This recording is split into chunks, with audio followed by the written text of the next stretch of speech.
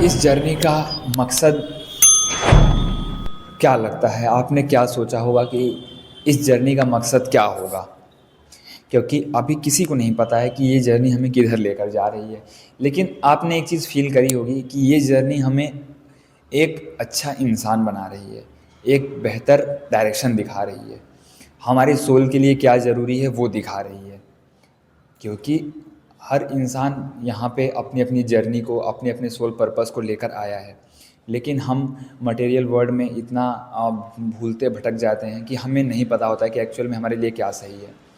लेकिन आपको क्या गोल है, क्या एम्बिशन है, ये तो नहीं पता है। लेकिन इतना पता है कि जो आदतें, जो चीज़ें आगे बढ़ने के लिए ज़रूरी होती हैं, वो चीज़ें आपके अंदर डेवलप हो रही होती हैं। आप सबसे पहले अपने नेगेटिव बिहेवियर्स को डाउन करने लगते हो, रिड्यूस करने लगते हो।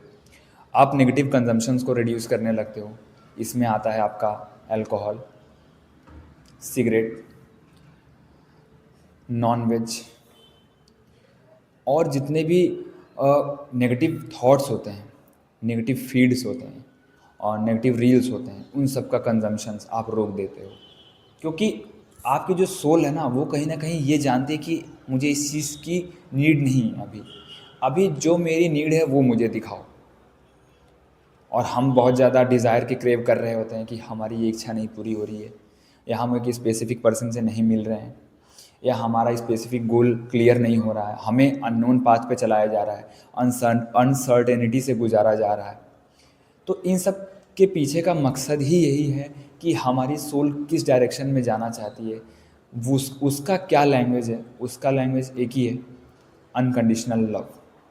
Without any condition you have to move forward whether the path is clear और नॉट।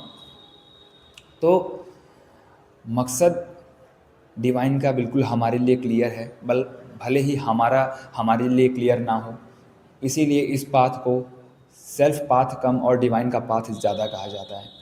क्योंकि आप देखोगे कि बाकी 3D वर्ल्ड में, नॉर्मल लोगों में, हर इंसान एक अपना गोल सेट करता है और आगे बढ़ता है। लेकिन इसमें आपको क्लैरिटी नहीं मिलेगी। क्लैरिटी क्यों नहीं दी जाती है? इसलिए नहीं दी जाती है क्योंकि आपकी ग्रोथ जो है वो अननोन और अनसर्टेनिटी से होकर ही मिलेगी। मतलब कह सकते हो कि आपको आगे का रास्ता क्लियर नहीं है, लेकिन आपको फिर भी चलना है।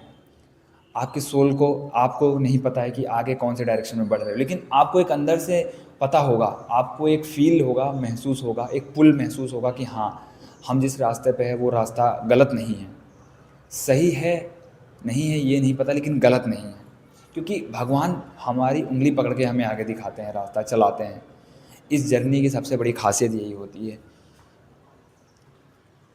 और आप देखोगे कि कई कई बारी तो हम भटकते भी हैं, लेकिन फिर भी हम उठ खड़े होते हैं। तो भगवान का आशीर्वाद बहुत ज़्यादा इस पे होता है, इस जर्नी पे। और भगवान हमें कहीं से भी अकेला नहीं छोड़ते हैं।